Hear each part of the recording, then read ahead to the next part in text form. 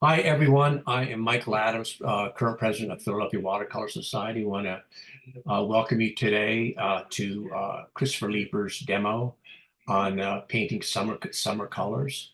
I want to introduce Christopher. He lives out in Canfield, Ohio. He is a graduate graphic designer, successful painter, former president of Ohio Watercolor Society. He's been featured in many watercolor magazines and other magazines, Realism in Watercolor, North Light.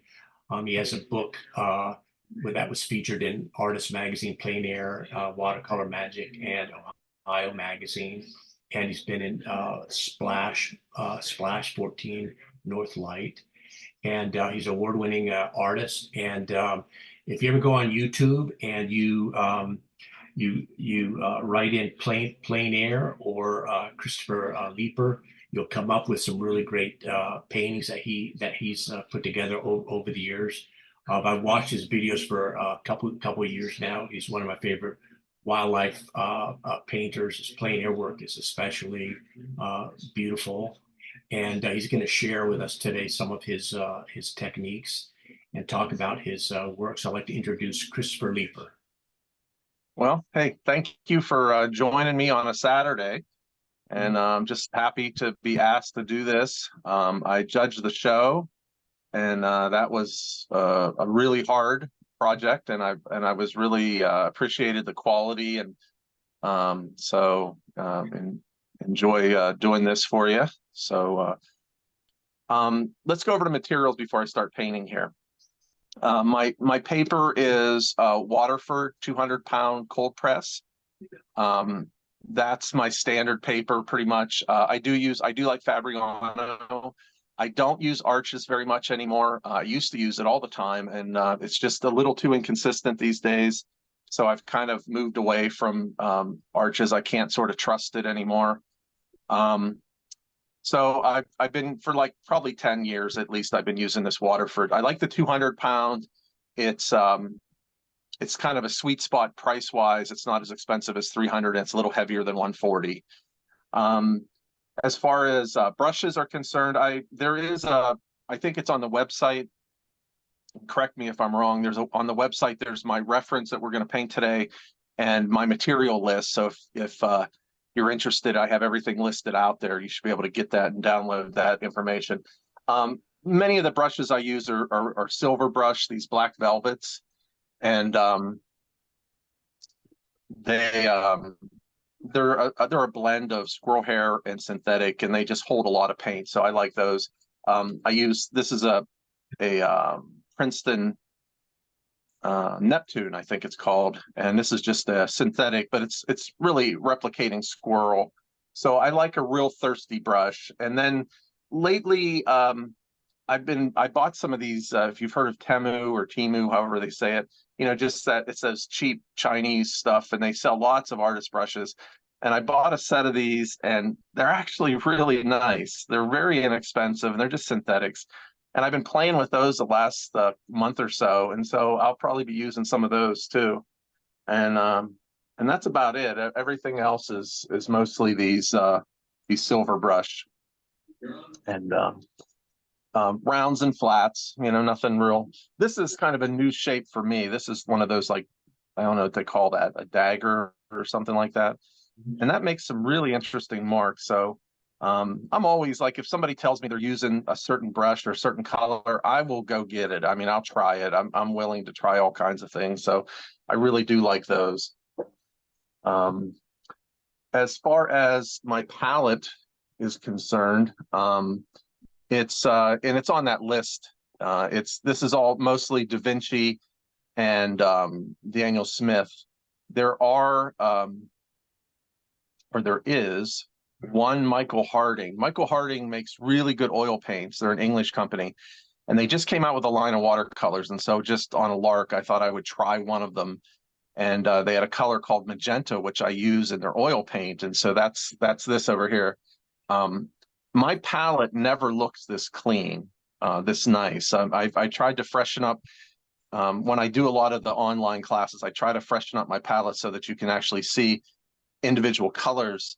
Because I'm using it all the time, they get really dirty, and it doesn't really affect the painting, but on the video, everything just looks the same. It just looks like everything's black. And it's still to a certain degree, the video is not going to be that great, but you can see you can see these colors obviously. And but for the most part, my mixing, and you'll see, is going to be mostly just primary, warms and cools of red, yellow, blue. And so nothing groundbreaking there. That's pretty much how I would mix most of my colors, even some of the earth tones, although I do have a couple. And I'll call out the colors as I'm working. So, and so I'm gonna, you know what, I'm gonna close my window of me, and then we can just blow up the painting so it's big, if that's okay with you guys. Yeah, okay. So, Chris, I just wanted to mention, I meant to earlier, that there should be a link in the chat room, is a link to the reference image for Chris's painting, and there should also be a link in there for materials for the demo. Okay, yeah. So It'll and open so up this is the reference I'm going to do today. And so this is like a transition from summer to fall. And it's I've done it in oils. I've never done it in watercolor, and I just love this image. And it's a stream that I fish over in Pennsylvania. And it's not an easy demo. After I chose this, I thought, well, that was dumb. It's pretty challenging, but we'll see what we can do today. Hopefully we'll learn some things. Hopefully it won't be too bad. No guarantees though. That keeps everybody on the edge of their seat, right? The size of the paper it's not a quarter sheet and it's not a half sheet. What I try to do for the online is the quarter sheets sometimes feel a little small. The half sheets are a little too big. So I got something in between, and it's basically in proportion to this image. And so what I do is I just print these off and then I tape them together. You can see the shiny part there. And so let's just start. So I like to do my demos. Like I could have had this all drawn out. We could have just started painting, but I really believe, drawing is so integral to watercolor that it is you're really beginning the painting when you begin the drawing, because you should be thinking about, as you're drawing, how am I going to paint this? And it's very important. And so I use a mechanical pencil to do all my drawings because it never needs sharpened. You just have to have lead. And I draw, fairly dark so that I don't lose my drawing. We've all had that experience before. When we're doing a landscape, really almost anything, the first line that you probably, sometimes when we have a subject, like say that this was like a barn, like a landscape with a barn, sometimes it's very tempting to go in and draw the barn first. But you really need to set your scene. You need to set the design. And so I usually use the division between horizontal planes and vertical planes as my first division of the composition. So a horizontal plane can be a field, could be a water, could be in a still life, it's a table. Vertical planes are trees, mountains, buildings, people, things like that. And so that main division is the first line that goes into your drawing. And that way you know where to start all the time. And it basically sets your composition. So if I set this up here, then obviously I already have an unequal division. If I have it in the middle, that's not great, right? If I have it lower, then it's all about what's above this water, above the water line, and that's not the case. It's really about the water. So that's going to dictate where I start.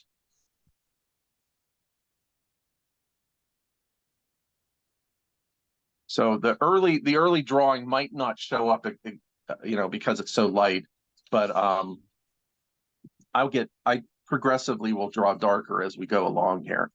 Don't be afraid of drawing. I know traditionally sort of English watercolor is, draw very light and we don't want the pencil lines to show up. I honestly, I like the pencil lines showing up. I mean, that's kind of my, maybe that's just me, but I'm gonna lower this just a little bit.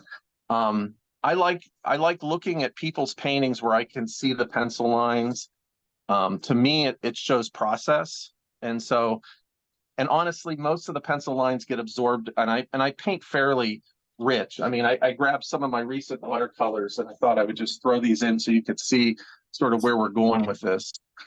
Um, and you can see I like really rich value range and color and stuff. And so, this is there was a really, excuse me, dark drawing here, and you can't really see too much of that. And so, something like this where you have a lot of rich values and stuff, and you need, if you need to know where your shapes are, then just draw dark. I mean, you don't want to lose your drawing. So it's sometimes it seems like it's almost too dark, but it usually isn't.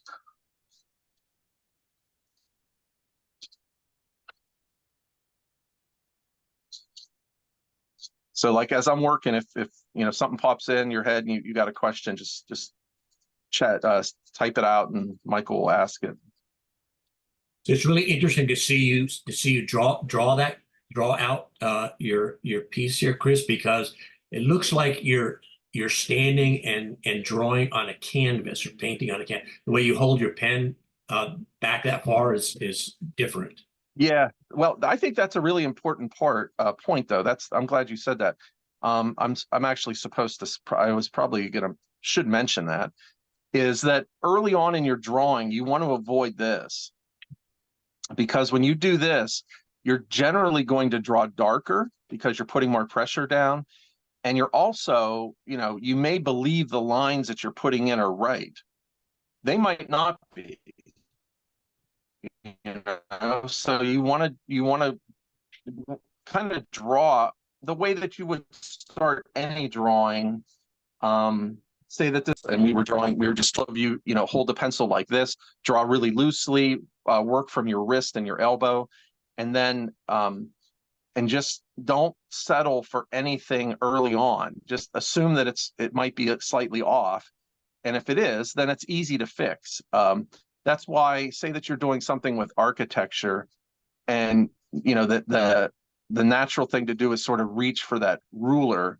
You don't want to ever use a ruler early in your drawing, because you will believe that line, and that line that you draw is going to be darker, and it might be wrong, right? We don't have all the information yet. So now, once you've got your loose drawing in, and it looks pretty good, and then you just want to clean the lines up, then use a ruler. And so, or if you have a small detail like this edge of this roof, switch to where you have more control. So I have lots of control when I hold the pencil like this. But early on, I just want to be really loosey-goosey and just sort of suggesting where certain things are, assuming that I might be wrong and I might have to make some changes. And so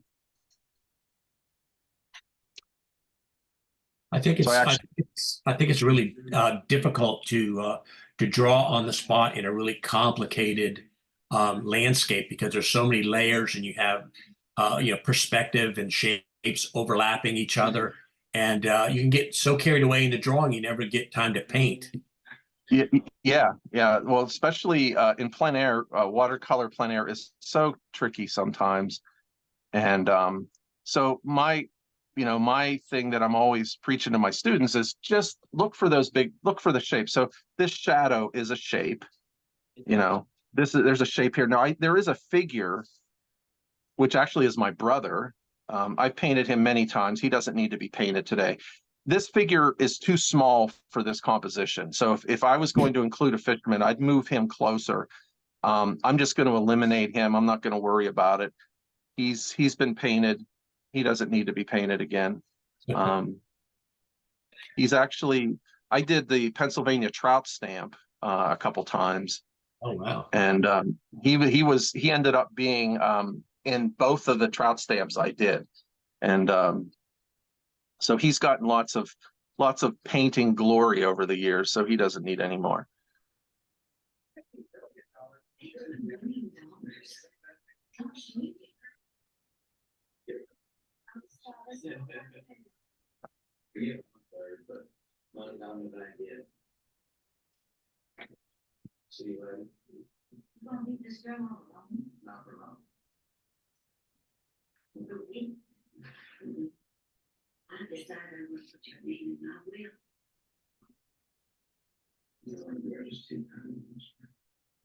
So you can see here, this is incredibly busy. So we're trying to just find the basic pattern of shape. This is the basic pattern right here.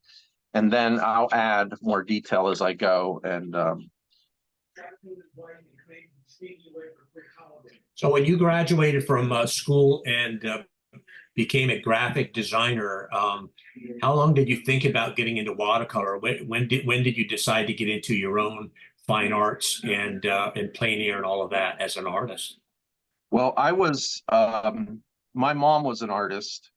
So I was painting from a really young age, and that was always going to be my path, but I didn't have any money, and so I needed to make a living. So that was the idea behind getting a design degree, and I really enjoyed it. I worked for an ad agency for a while, and then as a layout artist, and then I worked 10 years for a healthcare system as a graphic designer and art director. Um, but the whole plan all along was that eventually I'm going to quit full-time employment and just do this full-time. And so in 2000 or in 1999, my father died suddenly of a heart attack, and it just, that kind of life event kind of shakes your world. And, my wife God bless her, she just says, you know what, if we're going to do it, let's just do it. You've been talking about it for so long. And it just seemed like it was the time, and I was very busy. I was illustrating. I was doing a lot of illustration. So I was making money. And so the transition was easier to walk away from a full-time job. So that was in 2000. I quit my job. We moved. I built a studio. I just went in debt. I mean, I just took a big leap of faith that this was going to work out. And, for the most part, it has. Having kids made it harder, obviously, as far as financially, it became we've had some pretty lean times, but now now the boys they're in college, and it's my career is much more stable, and it's much easier now to to navigate life. But I'm so it's been 24 years that I've been doing this full time, and I just feel very blessed. You just got to hustle. You just got to, and I don't hustle the way I used to because I've been doing it for this long. I used to be just relentless. Um, Maybe I just don't have as much energy now, or maybe I have a lot of things in place that are established. I have a couple galleries that I work with. My main gallery is in Wisconsin. And I have one in Ohio here. I probably should have a couple more, but and the workshops are great. And I love my students, and so it's worked out pretty well. I taught at Youngstown State part-time for 22 years, as also along with the other stuff. And I quit that, gosh, I don't know, maybe 8 years ago, because it really doesn't adjunct faculty. They don't pay adjunct faculty. So I enjoyed it a lot. I taught the watercolor class there for 20 some years. I taught illustration and painting, oil painting and design, color and design, drawing. I enjoyed all that, but it's just, it's better for me to be in the studio or be on the road doing a plein air competition or a workshop. Financially, it's just way better. So Well, you're really blessed. You're blessed to be able to yeah, make a living and have a wife that puts up with you. that's exactly right. I mean, she's all in, and she's a graphic designer. We met in school, and she's about to retire. She's worked for Youngstown State for the university for 30 some years. So she's about to retire. So that's going to be a big change for us. Oh. But she's earned it. She's she's put her time in. So I'm just moving this building a little bit to the inside of the composition slightly. This exactly what you were pointing out earlier, not to make a decision too early with your lines until you get things worked out and soft enough. Yeah, this is the prime example right here. You know, I'm looking at this building and I'm thinking, I would like a little more space over on this side. You know, because there's like a darker shape right here. This is a great property. I fished this stream. I fished this stream since I was a teenager, and this is Neshannock Creek. It's in New Wilmington, Pennsylvania, and Valant, Pennsylvania. And this property I always thought was the dream property to be on a trout stream. And the house sits back here on the side, and it's just gorgeous. You know, it's just a gorgeous property. And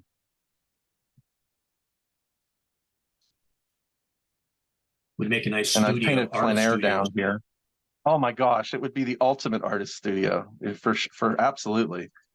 I thought that too. And there used to be, as you went down this stream, you'd go around a bend, and there was another farm over here, and they had cattle, and sometimes the cattle would be in the water. It was the most picturesque scene you've ever.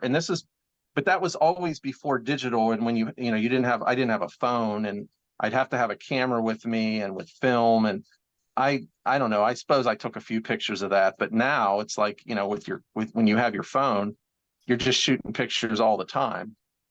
And that farm now is abandoned, and there's no. But yeah, that was so pretty. I'd love to see that again.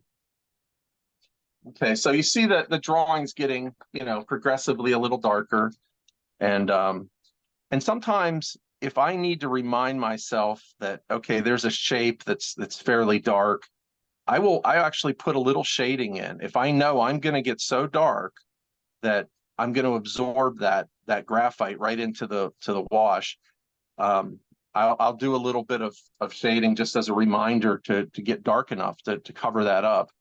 Not always, but you know, sometimes it's a nice reminder that you know, especially for values, you know, the painting values the dominant thing in any painting. And for me, I guess I'm a value painter. So I need to see that sometimes, just as a reminder, you know. Watercolor, there's so many things can go wrong, right? And so it isn't easy.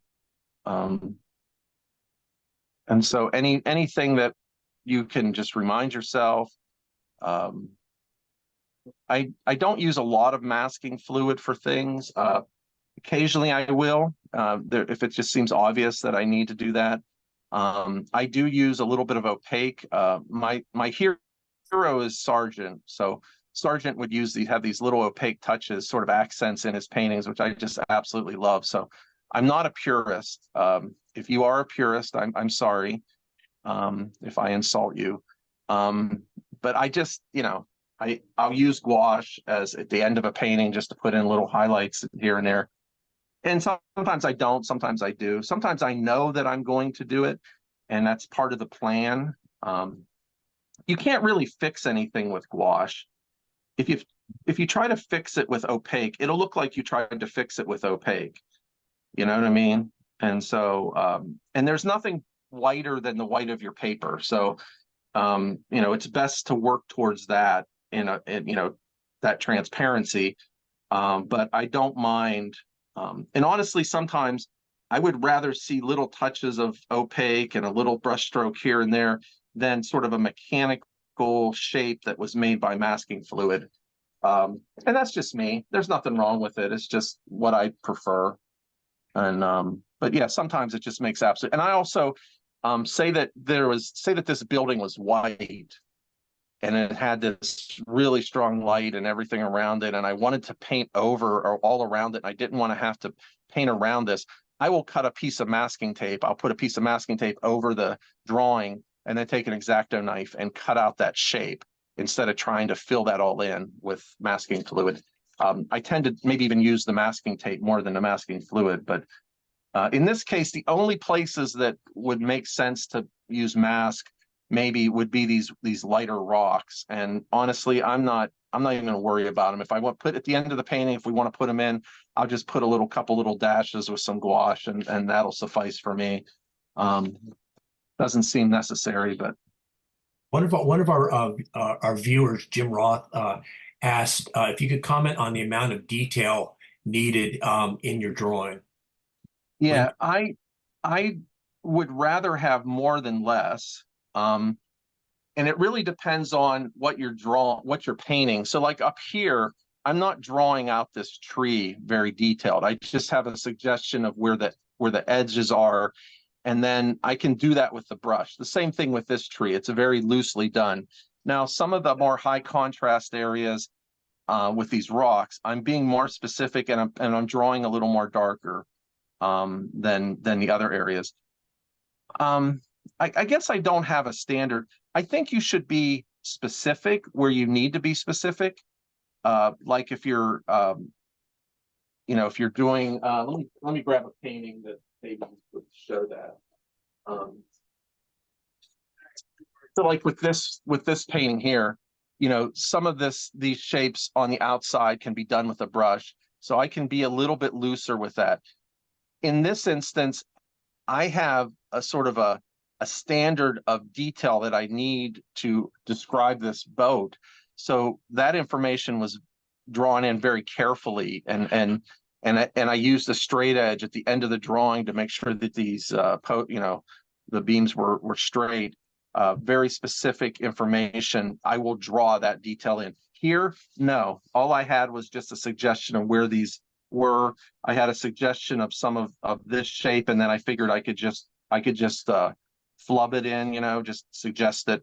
So it really depends on how specific of that information is important to the painting. I would say that it's let me see here. Okay, so here's a painting from Tennessee. And so any place where there's a really high contrast, I'm probably going to draw that in, because I need to know that I need to stop here so that this can live, right? So I'm going to draw this a little, maybe not as, I'm not following my lines exactly, but I am suggesting these. The buildings are specific enough that I know where they begin and where they end. And then these edges of contrast, just enough of a light line to just remind me. I mean, sometimes you can just look at the photo and say, oh, well, obviously I have to stop here and change colors or something.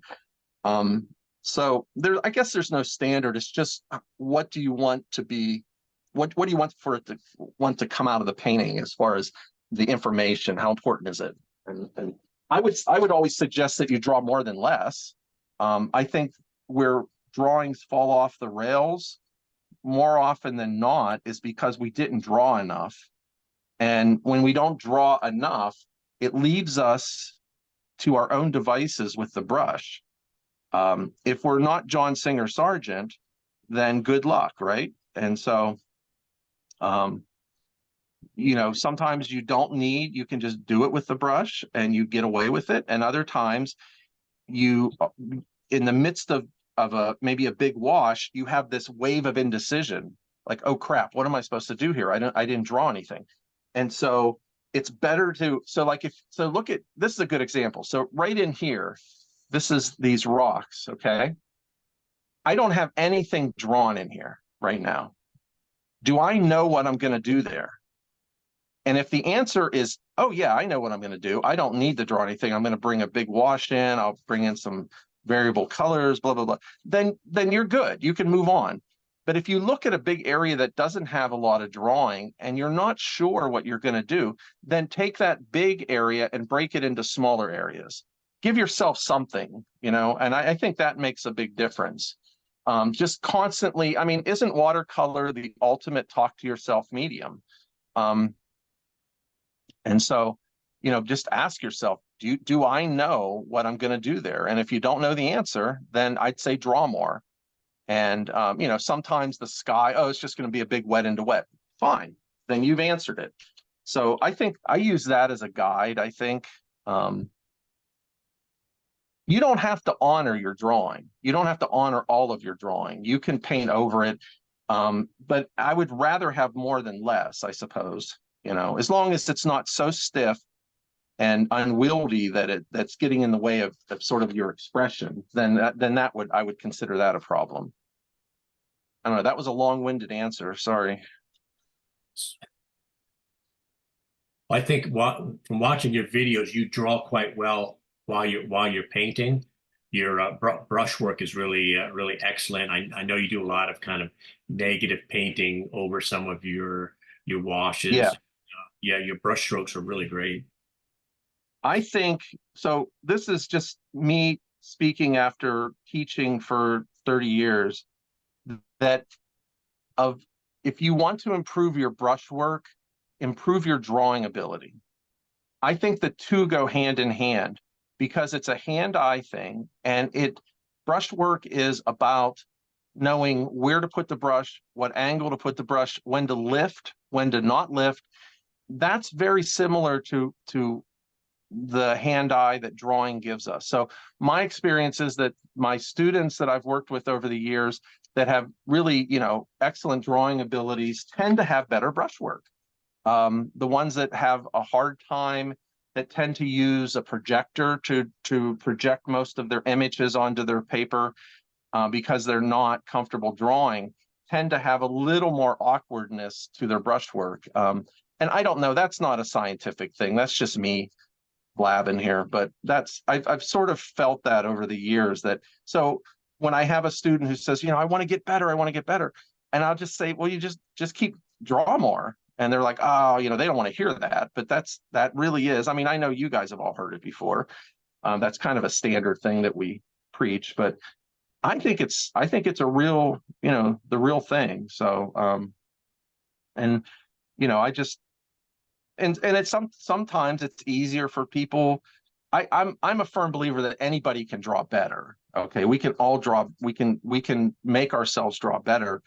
The only way we can do that, though, is to draw, right? And so, I always suggest that those students have a sketchbook, that they're working in their sketchbook, that they're, it doesn't have to be anything fancy. Just draw a chair in your living room while you're watching TV, or draw the pet, or draw, anything that's exercising that brain, because it really is, it's a three-way. It's your hand, it's your eye, and it's your brain. And so we want to get that pathway all lined up, sort of synced together. And the only way we really can do that is to just do it more and more. So, yeah, I mean, I've drawn, I'm one of the kids that drew all the time. So drawing was, came to me very naturally, but I was doing that when I was, 4 years old. Which makes me kind of stunted if you think about it, right? We're still doing, this is what makes art so beautiful, is that we've been doing this since we were what? Toddlers. Yeah. Right? It's just like music, and it's great. And what a cool thing that we can still tap into that part of us that was excited about, drawing. And I was one of those kids that was always ruining the end papers of books, and so forced my parents to get me sketchbooks and paper when I was really little. And okay, so there's the drawing, and so my belief is that a watercolor drawing shouldn't have the same value across the board. You should have darker lines and lighter lines. Darker lines on high contrast areas, so that this shape is going to be dark, right? Low contrast areas where there is a lower contrast in value, where you don't want a division of a pencil line maybe in there. A good example would be if you're painting a sky, right? We're not going to delineate every cloud with a dark line and then have that boundary line around our clouds. We would just maybe suggest just a light line to suggest where those shapes are. And so when I'm looking at my drawings, I hope to see some variety. So like up here, it's lighter because I'm leaving this open-ended so that I can do things with the brush. Down here, it's a little more concrete. I want these rocks to be pretty dark. And so that sort of dictates what I'm doing here.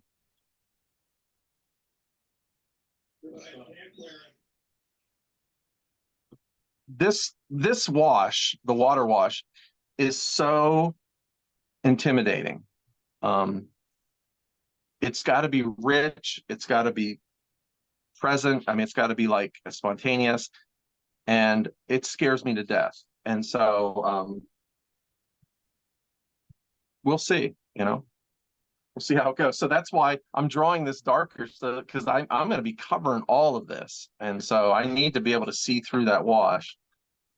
We'll see. I don't know. Every watercolor is its own thing and its own kind of journey, and sometimes it works, sometimes it doesn't. The fun thing is you guys are along for the ride. So if the wheels fall off, you'll have a great story.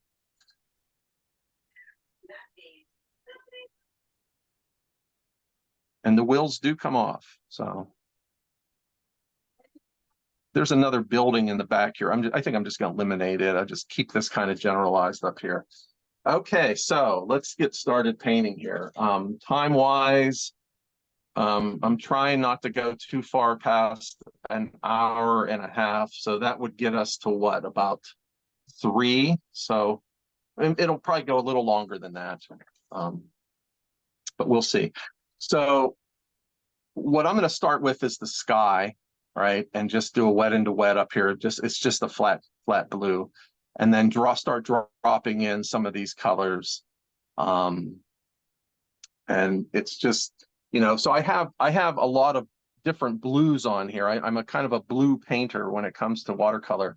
So just going down the line, this is ultramarine. These are not in the best order, but this is how they ended up over 20 some years of this palette. I have a brand new John Pike palette that I don't use, that I think one day I'm going to reset my whole palette exactly the way I want it, but this is how it is. So it's ultramarine, phthalo, cobalt blue, indanthrene blue, cerulean blue, manganese blue, Prussian blue, and phthalo turquoise.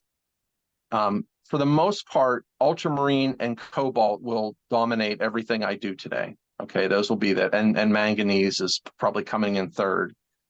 As far as the yellows, the warmer tones, it's really 3 colors that are going to dominate.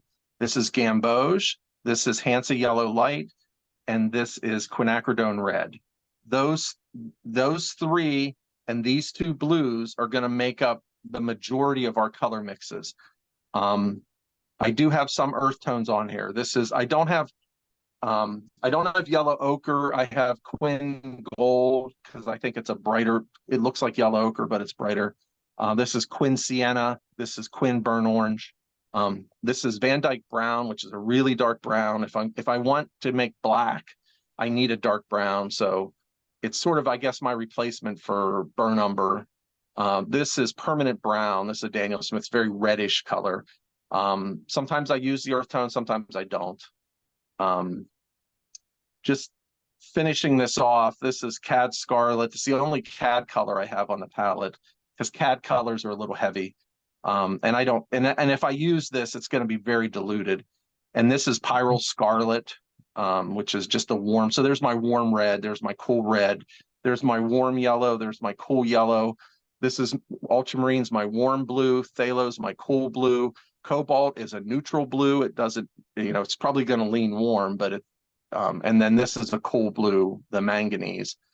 I have some greens. This is phthalo green. I mostly use it for darks because it's kind of a acidic, kind of a harsh color.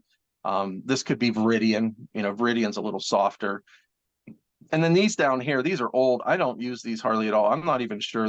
I think one's called leaf green and maybe one is green gold. They're nice. I just tend to mix my greens from blue and yellow. So that's going to dominate. And then that's that Michael Harding magenta. This is a beautiful color. It really is. I haven't really worked it into my mixes. And then this is a Rose of Ultramarine. This is a Daniel Smith color. This is a really nice soft violet. And that's it. That's the whole palette. Down here, sometimes people, when I do workshops, they'll say, oh, you should try this color. So I'll put them down here. I cleaned this area up for you. So usually looks like a really bad neighborhood down here, but you can see where I've been scraping to get it clean. And this little line here is a mystery to me. Somebody used a Sharpie on this, and I'm just blaming one of my kids. It's been on there for years. I don't know how it ever got on there, but I just thought I'd throw that in if you were wondering. I blame the boys for all kinds of things. You know, that's what they tell me. But now that they're older, it's a little harder to blame them. Because when they were little, they were in the studio all the time. Yeah.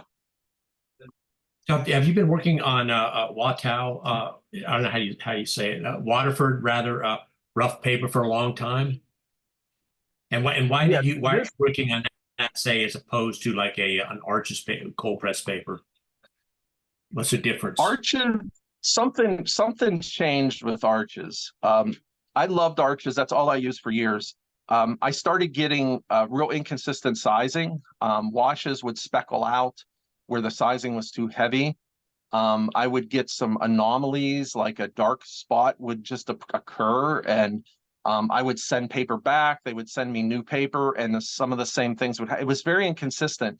So I just got really disgusted and just quit using it completely. And I'm not the only one. I was hearing this from other artists. And so I tried Waterford. It it's different. It's softer. The thing that I love about Waterford is that you can, on Arches, when you make a wash, that wash is set, right? It's set. It's really hard to break down that edge. So if you miss it, you're kind of stuck with an edge maybe you don't want. In Waterford and in Fabriano, they're softer surfaces, they're softer sizing. You can lift an edge, you can break down an edge. And I do like that. And now that I've used it so long, I've kind of worked that into I think with Arches, you need to be a little cleaner with your technique, and you need to be on a little more. I don't feel as much pressure to be perfect with Waterford. I can clean up an edge, I can lift an edge, I can break down certain things, I can lift color. It's a little more versatile. Now, with that said, there's some downsides to it. One is, even at 200 pounds, this sheet will buckle more than Arches. I don't know why that is, but it does. I've sort of gotten used to it, but it's kind of annoying. The other thing is that in big wet into wets, like we'll do here, because I can that first wash is susceptible for lifting, that if I want to come back over top of some of my wet into wets on Arches, those things are set, like they're in there, and I can just layer beautifully. Here, I got to be a little more careful. I got to use, and that might coincide with me using really soft brushes, because a more stiffer synthetic will start to pick up a little bit of that wet into wet. It's very annoying. So you need to adjust yourself to that. So I've had some students that have gone from Arches to Waterford, hated it, went back to Arches, and that's fine. Arches is a great sheet. It's a great, 100% cost, it's a really high quality. I just felt like it kind of coincided when Canson bought them. And I know they changed facilities, they changed some things. And, I don't know. And they also, the surface of Arches got a little smoother. I have some old sheets of Arches cold press, and it's rougher, and I like a rougher sheet. Now this is cold press Waterford, it's not rough. I don't like the Waterford rough because I find that the rough pattern is too uniform. The best rough sheet out there is Arches. It's 300-pound rough is, man, what a great sheet of paper. And if the sizing's good, it's a joy to use. I love 300-pound. I would prefer to use 300-pound all the time because things dry slower. The washes can it's just wonderful, but the price is obviously prohibitive. So the 200-pound is just kind of where I've sort of ended up. This was out of stock recently, so I've been using Fabriano, and it's fine. I've been doing fine with it, and but this is the sheet that I prefer right now. So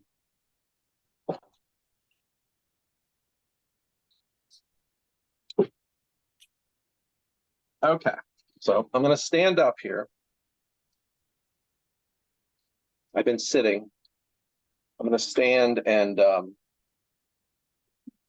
just mix up some of this manganese. Manganese is not a real strong color, and it's very similar to cerulean blue. It's a granulating color, which I do like, and it's just a real soft, cool blue.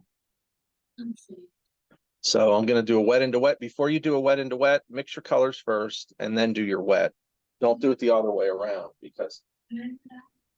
Yes. So I just have a big flat. This is a Cheap Joe's 2-inch brush. And I'm going to start. I'm going to go. I'm going to have to go because we're going to run out of time. I tend to talk too much. So if you're doing a wet into wet, one of the keys is if you're going to do wet into wet, make it wet. Make it consistently wet. Don't do it halfway, right? You don't want sections that are going to be too dry or sections that are too wet. Try to even it out. Make sure that, make sure it has a nice even shine, and you'll have a better luck. Now, I have my board propped up. Always have your board. I have it propped up on, a couple rolls of masking tape. So it's only propped up about that much. But you got to give it, you don't want to paint flat because you'll, you got to give the paint somewhere to go, right? Let gravity work for you. Obviously, we're not way tilted up because that's too much. Although I've watched people paint vertically watercolors, and all their colors are running, and it's amazing. They're great paintings. So, I'm a firm believer. After teaching for so many years, everything I tell you, somebody will tell you the opposite, and we're both right. So exactly. So there's one mantra that I do for all my students, and they'll tell you that this is what I tell them over and over and over again. Okay. And if you take only one thing away from this demo, this is the thing to take. When you mix your colors, if your paint is old and dry, you're not going to get good colors. Put fresh paint in, okay? Put it in, put half a tube in, put lots of paint in, okay? Watercolorists tend to be the most frugal of all painters because those little tubes are intimidating. And so fresh paint, big puddles of color, even for small sections, that color goes away really quickly, okay? And here's the thing that you want to remember, and that is you load the brush. Well, let me just do it. Let me just show you. So I'm going to start mixing up some of these colors that are in the background here. And so this is cobalt blue. This is Hansa. Big puddles of color. Don't be afraid to pigment them if you need to get richer color. You don't want to be always consistent with the same amount of water and paint. Sometimes you have less water. Sometimes you have more water. And you load, when you go to paint, you load the entire brush. Don't ever load at a 45. You lower the angle, load the entire brush from the ferrule to the tip. Deliver a little bit of paint on your painting and reload it. Deliver a little bit more paint and reload it. So the reloading is absolutely key. And what we tend to do sometimes is do this. We'll have a small brush that's maybe too small, and we just pick up, and all you're doing, if you're doing this, is you're only loading half the brush, and that paint runs out right away. And then we have a tendency then to keep brushing it out. And if we do that over the whole painting, you'll get these very gray looking watercolors. So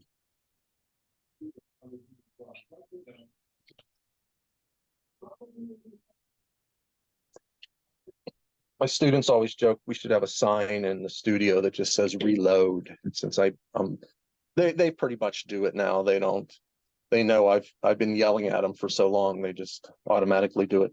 So when you're mixing your colors too, don't try to make a homogenized mix. You'll see like I'm letting some drift into one another. Keep some variety. So don't work vigorously to mix two colors until you have one single tone. Allow some variety there. And that's going to help, especially in landscape painting. I think that's really going to help. Yeah, your blending colors there remind me of kind of an oil painting technique where you have a main body of color, and then from different angles you're blending warms and cools and creating neutral colors, but everything's all mixed, and it's a very efficient way to paint when you can load And your it's brush up. you're kind of mixing right on your paper or the canvas, and that always tends to look nicer than than just mixing up that one tone. Yeah, I do the same thing in oils because I do a lot of oil painting too, and acrylics. I would do the same thing. I'd be using a palette knife, and I would mix a one tone, and then off of that, I would break off warmer, cooler, darker, all kinds of variety. And then that variety, once it's on your palette, if you don't have the variety on your palette, it's not going to be in your painting. So, spend a little time getting that established. So I'm just using a flat brush here, and it's still a little bit damp. The paper's still a little bit damp, so I'm getting some bleeding, but not a whole lot because I was blabbing. Talking and painting at the same time is a pretty, in watercolors, a pretty unnatural act. I've gotten used to it over the years, but sometimes you'll hear me, I'll start a sentence and I just trail off because there's probably a part of my brain that's rejecting the language part because the visual part's kicking in. So, paint a little bit, reload, paint a little bit more, reload. And that makes for your washes that sit up on the surface nice, and you don't want to press, you don't want to use a lot of pressure. You want to be very light-handed, and if you have enough color on your palette, then it allows you to be very light with your touch because you're delivering a really strong color down onto the paper, and you don't have to press. And when we start to press, Stop it.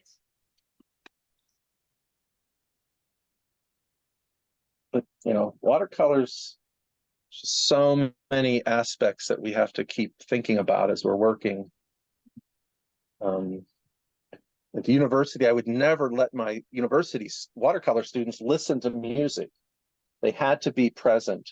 The oil painters could listen to music on their headphones. I didn't care. But the watercolor students, they would get so mad. And I'm like, you know what? You just can't drift. You've got to be present. Plus, I never shut up. So you're going to miss some little tidbit of knowledge that I'll probably.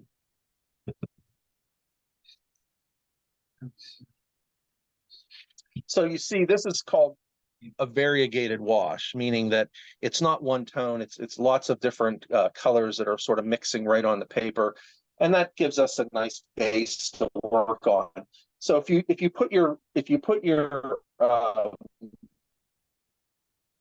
color variety in early in your painting, it actually work with it, and you can have a more simplified approach for the rest of the painting because you already have built in a lot of really nice variety. Well, that's in theory. That's Do you have a basic process when you're putting down a more brilliant saturated color like a Gambone or a quinacridone color? And are you thinking ahead? Like, do you have like say like a three-step process? You do light, medium, and dark generally when you're working out the details on a landscape. so I do have a very specific thing. That's a perfect question, Michael. It's like you're like guessing what my next thing is. This is great. So when you're painting, you want warm colors first, anything sunlit first. You can always make a watercolor cooler, but you can't make it warmer. Avoid neutral tones early. You can always make it more neutral, but you can't make it more colorful unless you get opaque, right? So if we're going to have a nice transparent painting, I'm going to use a little bit of this permanent brown right here. If you're going to have a transparent painting, you want to put your brightest, most distinct color. Look at it this way. What has to be on white paper? That should dictate how you should start. And what I mean is, what has to be on white paper? Well, color has to be on white paper. Colors, right? Grays don't have to be. I can make gray. I could turn this all into gray and mud very easily, but I can't bring color back into it if I already have this neutral underneath. So sometimes when we're doing a subject that has a lot of saturated color, it's kind of scary, right? And so we'll sometimes put in a tepid sort of neutral version of that green, and said, well, I'll get to that brighter green later. Well, when you go to do the brighter green, you've already killed the white. It's like stained glass, right? So one stained glass window looks great. If you start stacking them on top of one another, they don't look so great. And so if you see color, put the color in, do that first. And that can be in it. And so warm colors definitely go first. But if it's blue, then, down here, this blue is going to go in right on top of this white paper. I can't get anything, nothing can be underneath this that would help the blue other than just blue. So, and so,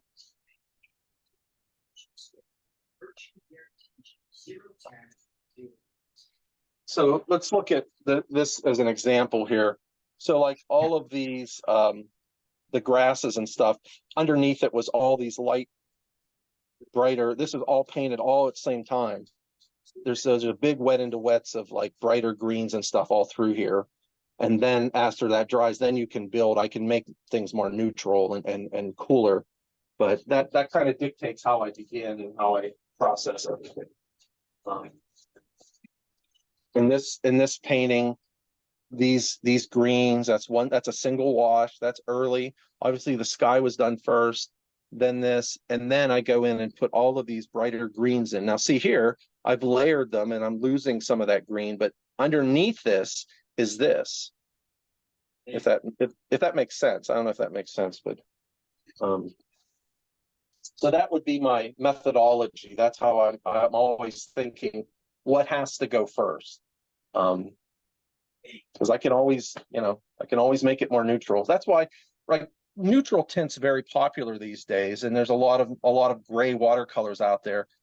And I love them. I think they look great. It just doesn't fit into how I process color and technique. So I don't use it. I don't have anything on my palette like that. It's great. I love them, but it's just not how I paint. So I don't really utilize it. Now we're to the trickiest part of the whole painting, okay? This is the big stress ball, and that's this water.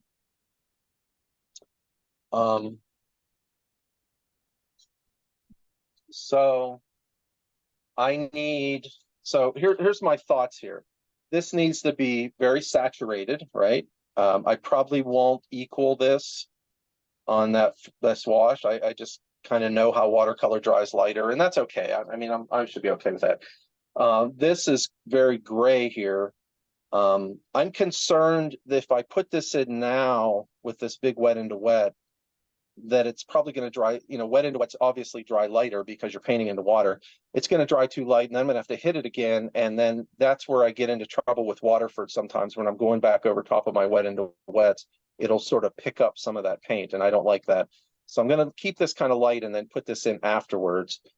And then there's a mix of warm and cool here. This is not an easy demo picture. It's hilarious that I picked it because I always tell my students, when you take a subject that's pushing warms against cools, really cool against really warm, well, you really got to be on, because when the two mix, they make mud.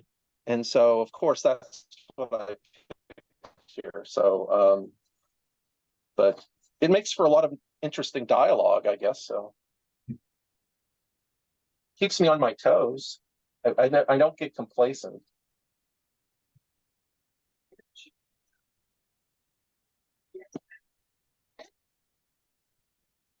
Clean your palette. keep your palette as clean as you can. Never save color, right?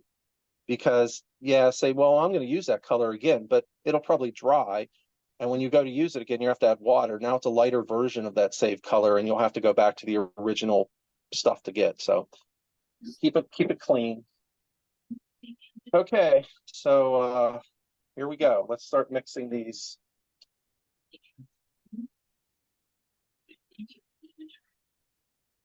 So this blue is pretty interesting. I'm going to start with a lot of cobalt blue.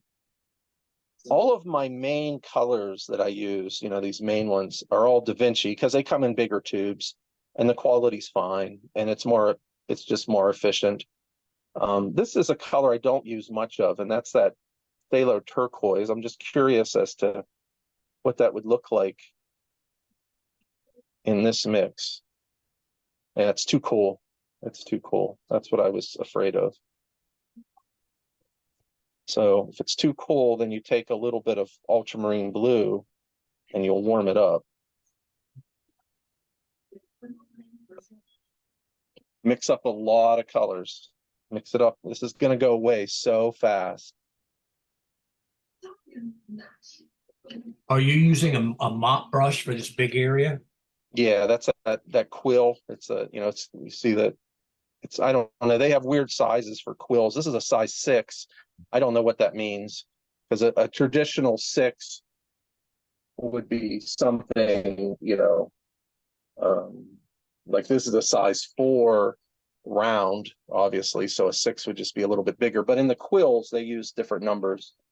This acts just like a squirrel brush. If this was a pure squirrel, which would be a black squirrel from Russia, it would probably be very expensive, $80-$90. But I think this brush was like 25 or 30. So the synthetic squirrel is the way to go. And even for the size, they point. Yeah, and it's really balanced nicely. Some of those Timu brushes, I've tried. This is one that they're basically knockoffs of this. It's not balanced nice. You see how it has that stubby handle? It's not a good balanced brush for my hand, so I don't use it. But it was real cheap, so it was fun to play.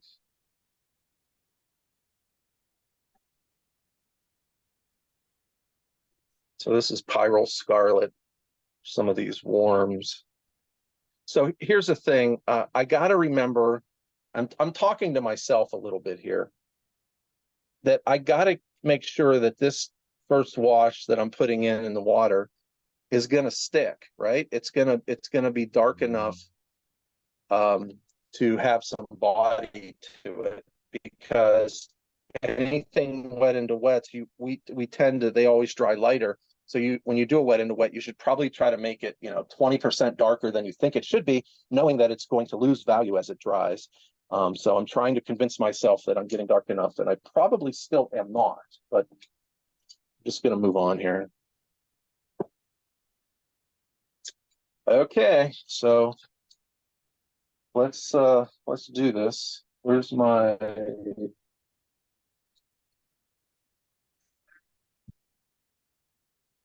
So I'm just going to take some water. I don't have to worry about anything over here. All of this is much darker than this wash, so I'm just going to put the wash right over these rocks. This is it. This is the painting right here. This goes down the tubes at this point, or it lives for another half hour.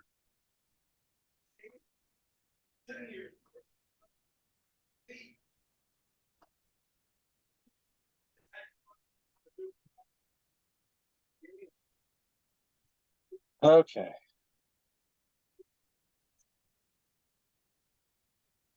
By the way, if anyone wants to visit Chris's website, it's christopherleeper.com. Okay, so I have this little 1-inch flat. It's just a cheap thing. It's a Black Swan is what it's called. It's okay. It's not my favorite, but it works. So there we go.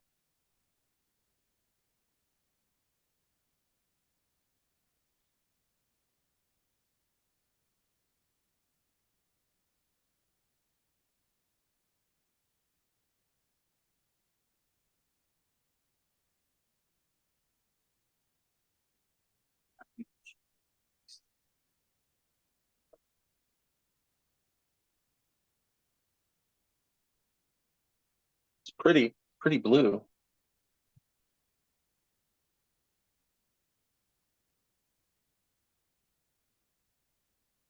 Hmm.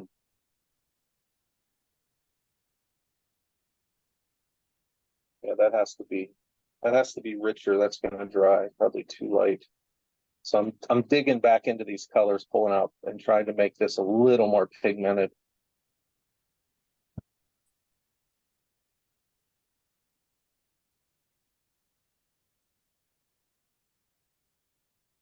Watercolor's a leap of faith all the time, over and over again, right?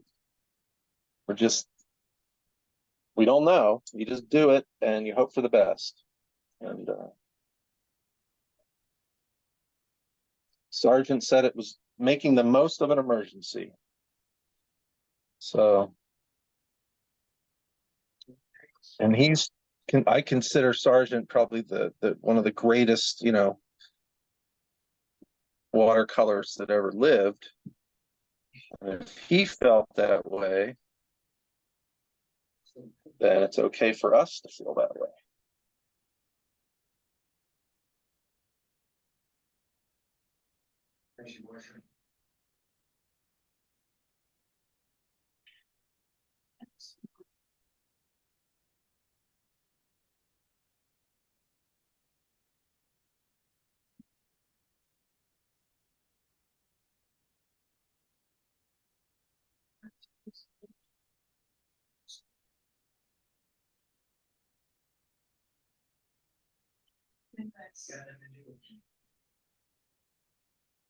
I got to make some clean area on my palette to get some brighter color here.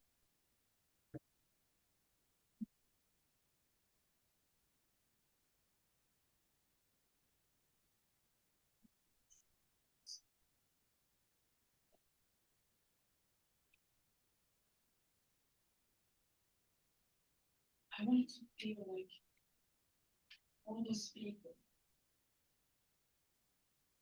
Switch over to this smaller brush and bring a little bit of a blue cast through here. But if you can see, you know, that's a pretty rich value there up against that light. So I have some room to go here.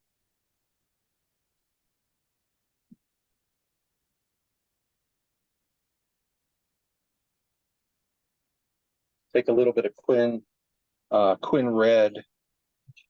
Has some gamboge in the mix, and so see, I don't want this real hard edge here, so I'm just gonna flesh this out.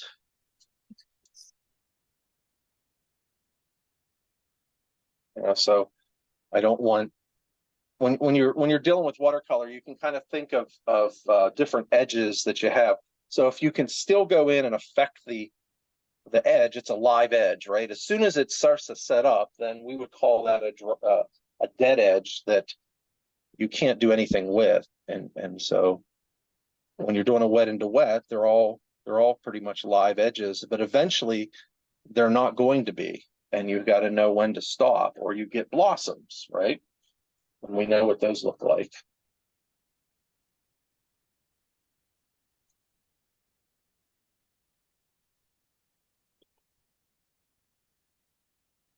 So some of this is harder edged. I'm thinking I can put this darker reflection in after on dry paper. That's at least my theory at this point.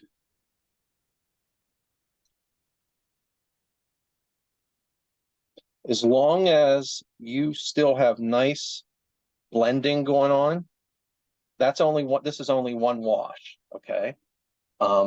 And as long as you're not moving temperatures, you're not mixing too many temperatures, meaning, okay, so in this area, I'm just keeping it very warm. As soon as I start to bring in a little bit of this cool, you can see I start getting neutral, right? And so as long as you're staying within a family of colors, you won't get mud. If you're getting mud, the reason you're getting mud is that you're mixing warms and cools too much on your paper. And so I can continue to drop in these warmer colors. As soon as I dropped in the blue up here, so you see how that neutralized it and stuff. So But I like the saturation down here. That's actually a bit of a surprise. It's actually a little more saturated than I thought it was going to be. So discretion's the better part of valor, and I should probably stop with it right there and then do the rest on dry paper. Hopefully that'll work. You don't know till you do it. So I'm going to clean my palette, dry the paper, and we'll go up top again, and we'll work on that and get that all fleshed out. And then the last thing, really is these darks that cut in here, and then the surface of the water, and we should be done. And I'm just going to work up on top. I'll just let this dry naturally. It's not going to dry completely, but so we want to go back in and start getting our stronger values in the top here, the trees and stuff. So pretty much the same mixes we've been using. Gamboge, Hansa, light, a little bit of cobalt blue for green. That's kind of my standard green, Phthalo, I love phthalo blue, but phthalo blue makes such harsh colors sometimes. You really got to pick your spots for it. Ultramarines plays nicely with greens, but they're not real bright. So You mentioned one color earlier that I'm not familiar with. What is the indithyrin blue? Is that kind of a mix? yeah, Of a I'll show you. neutral? It's kind of like, it's almost like indigo, except it's bluer. There it is right there. So for like really stormy skies, it just has it has a little more blue note to it. So, and it makes great dark. So if I take this and I mix it with Van Dyke Brown, I get, I can get a really beautiful, rich dark. And so this is Daniel Smith's Van Dyke Brown. I do not like it. In the past, I've used Rembrandt's Van Dyke Brown because that's not a real, that's an old color, but it's not real common in all the lines. And I find Daniel Smith's isn't as pigmented or the way the Rembrandt was. So when I'm done with this, I'll replace it with it's okay. It's not like a deal breaker, but you just get used to certain colors acting a certain way. The Quinn Red, I've tried every brand of Quinn Red just out of curiosity over the years. Not every brand, but many of them. And I find Daniel Smith's is my favorite Quinn Red. My least favorite Quinn Red is Winsor Newton's. Da Vinci's is a little too close to coral, quinacridone coral. So the Daniel Smith Quinn Red for me is hits the sweet spot because it really makes a beautiful pink. But I have students that prefer the Winsor Newton, so it becomes a sort of a preference of what you like.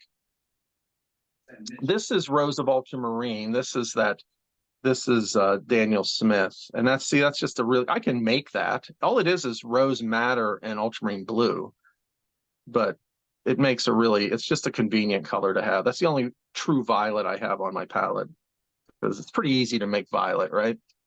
So lots of color to pull from, and here we go.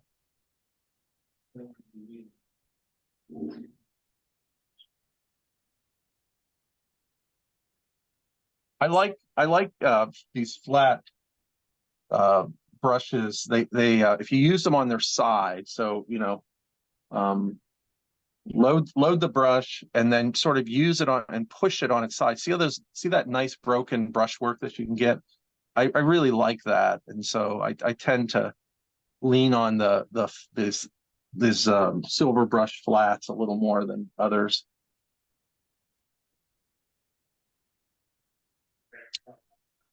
And we're just, I'm just suggesting these trees. It's not, I didn't draw them. So if you don't draw something real extensively, then you're not going to, and it's same with your drawing. So if your drawing is very loose and generalized, you should expect probably a looser painting, okay?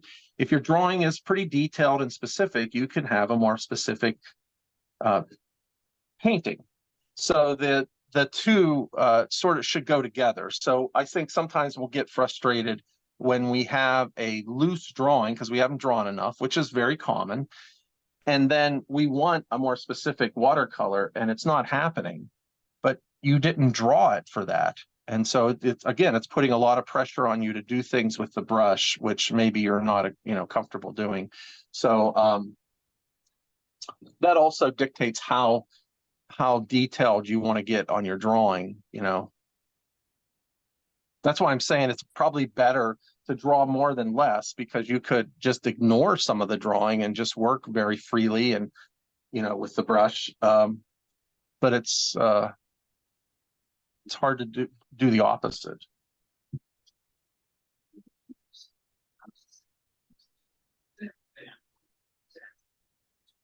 So, you can see sort of get in, make a few marks and get out and reload the brush. I think for me, that's like a key to, fresh brush work and fresh color and stuff.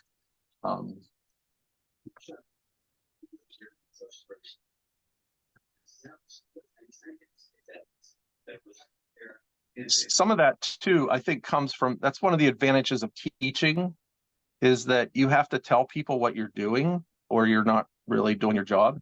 And when I never wanted to teach, and I was asked, the first classes I taught were actually at the university level. And they were drawing classes, and I still remember the chair of the art department calling me and saying, yeah, you'd be a good teacher. You want to come and teach part-time? And I said, no. And she says, oh, it's easy. And I'm thinking, it shouldn't be easy, but that's how they sort of taught it when I went to school. It was a lot of abstract expressionists, and they would throw a slide up on the screen and they'd leave the room and you would just paint that. And it's silly, just silly stuff. And so I had to sort of learn how to teach drawing because I'd been doing it my whole life. It seemed very natural to me. And so the more I started teaching, the more I learned, just stuff that I took for granted, and so it's been a great experience for me.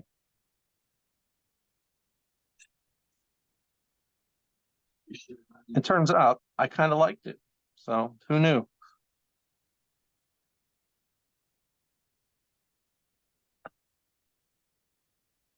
So you see all the variety that we're getting a little bit of reflection here. I'll move this up a little bit so you can see it.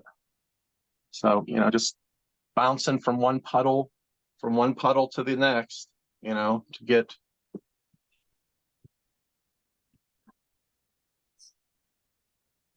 And I'm not being real specific about the exact shapes of these trees. I'm being a little bit generalized, but.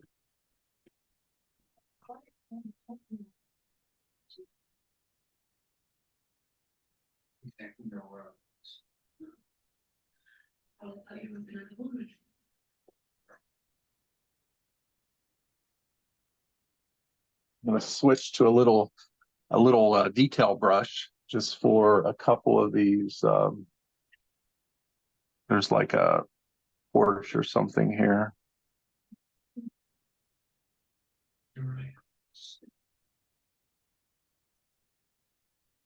So we're at almost 3 o'clock. Can we go like 15 more minutes? Is that okay? Sure. Okay.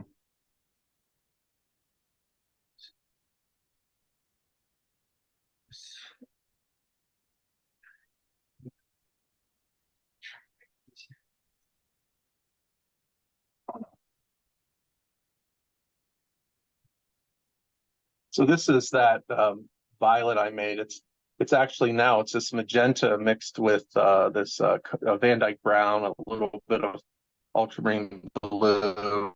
So I'm trying to, as I'm working, I am conscious of like where these dark spots are and where these light spots are, and I want to have a nice variety, and I don't want to have the same size shape everywhere. And so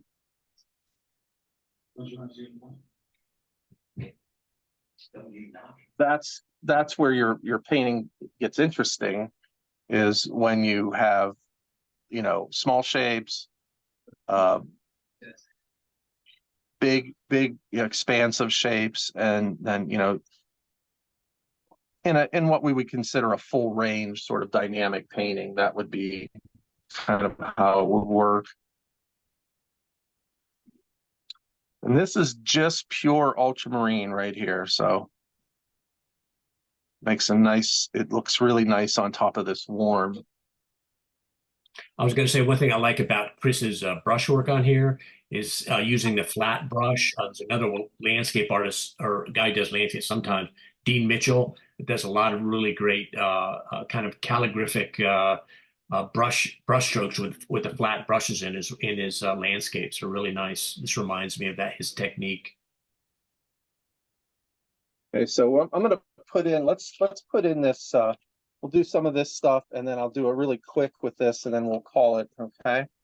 Okay. So I'm mixing up, I still have the same palette here. I'm going to mix up a ultramarine, a little bit of this magenta, maybe just a touch of permanent brown. It's a neutral. It's kind of a neutral, but it is kind of a gray.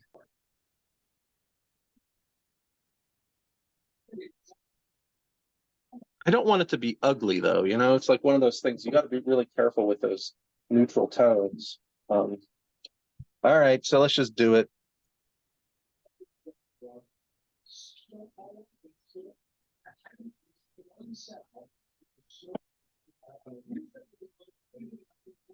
Such a big stress ball.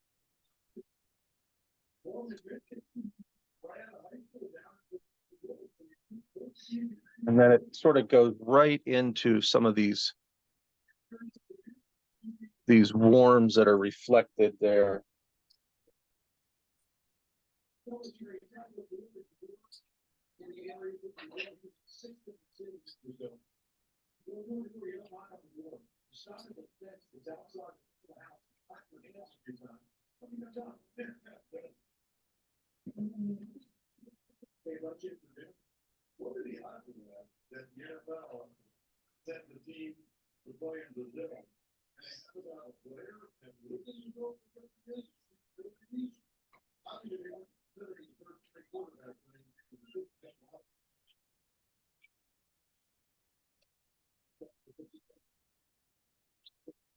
Tricky. It's a tricky thing to try to make work.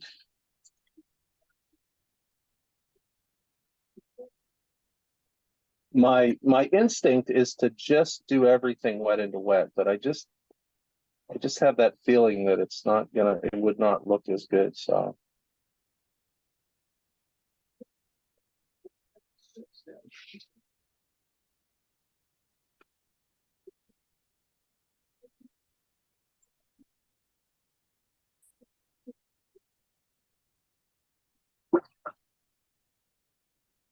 clean this off real quick here.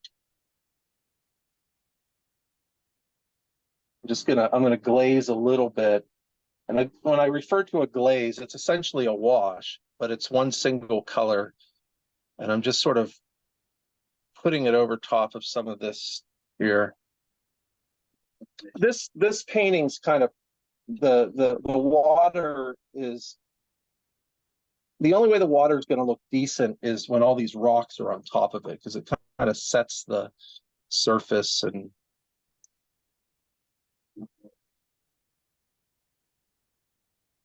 I just don't want to make this, I'd like to keep it as sort of light and airy as I can. I don't want to get real heavy here, which I'm about to do.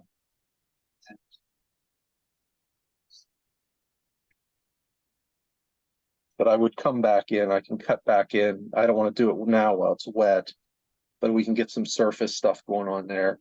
All right, let me blow dry this and we'll put this dark in so you can at least see, it's not going to be finished or anything, but at least you can see where we're going with it. The last thing we'll do today is these darks that are coming in on this side here, okay? And they really got, okay, so we'll start with some Van Dyke Brown. And you can see it's not, you know, the mixture is not that watery. Let's try to use some of this indanthrene blue because that's gonna be super dark.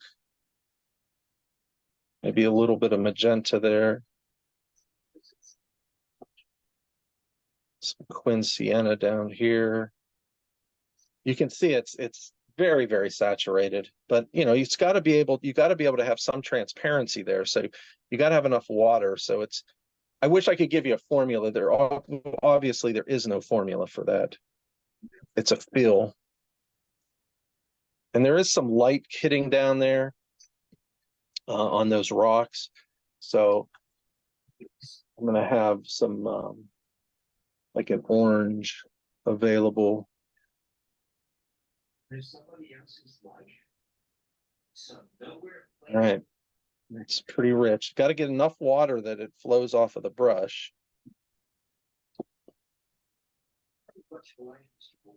There has to be one. So you can't be bashful.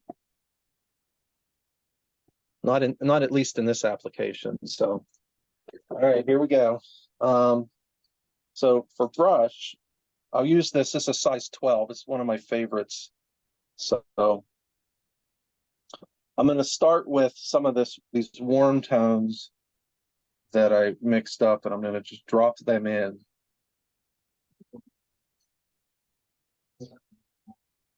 And there's some of that going on. And then here we go.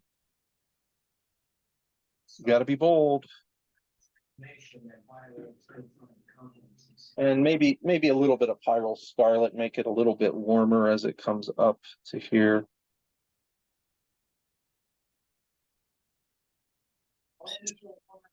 And I guess I should address the there's kind of this green bush up through here. So I guess I just grab some yellow and some cobalt blue. And so the size 12 brush is really nice. It makes some really nice calligraphy. It's you know, all the silver brush black velvets, they just hold a tremendous amount of color. So it's really cool. Weight Watchers and your Weight Loss best friend who goes everywhere. I like how you hold the palette over your painting so we can see how you're mixing the colors. That's a really good idea. Instead of having to coordinate a second camera and everything. You know, and I've done that with some of my videos. I have 2 camera shoots, and then I just bought a really nice video camera because I wanted to start incorporating a 2 camera. And sometimes it's just easier just to take the palette and put it in front of the camera. It's also, you know, less editing. So, but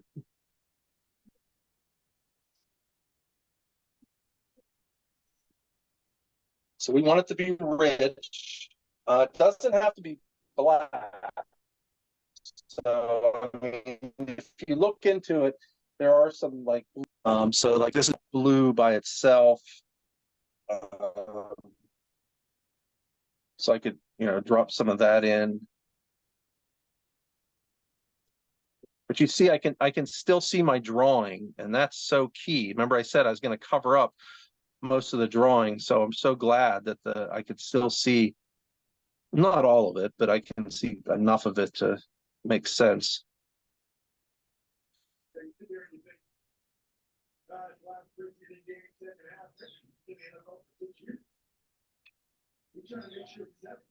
You could do this in layers. You know, I'm a pretty direct painter, so that's kind of dictates what I end up doing.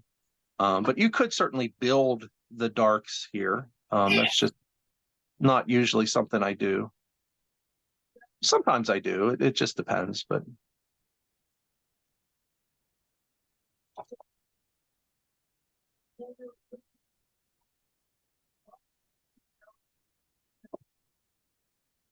And if you have, you know, some linear things coming out of a dark, it's probably a good time to do that right out of the wash, you know? So that way it's all incorporated. Like, don't wait to the end of a painting to do your detail tree limbs and stuff, and try to just do those when you're doing the tree trunk. So Chris, if you finish this painting, could you maybe send us the JPEG and we could post that if you have Yeah. time? Yeah, I That was planning on doing that so that you guys could see the finished product. would be great. I love the dark colors. You can see it kind of blending in and out of that the blue and the warm brown. It's really nice. Yeah, I think that's for me, like the subject, that's one of the more charming aspects of it, right? You know, like over here where you have the reflection coming down through.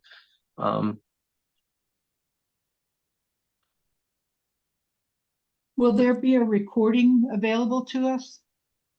Yes. Thank you.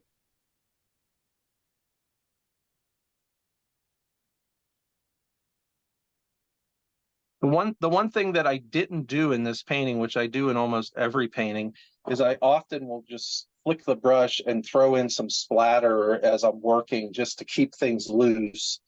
And it kind of goes wherever. It's not like I'm not doing the thing where you flick a brush. It's just keeping it drippy and nice. And I don't know. I just usually it's just a feeling like, okay, I need to loosen this painting up a little bit. And I guess I didn't have that feeling. I don't know.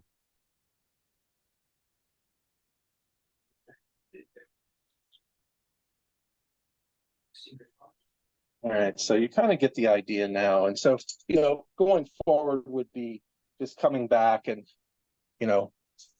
putting in some of these details, surface of the water, some of this stuff around here.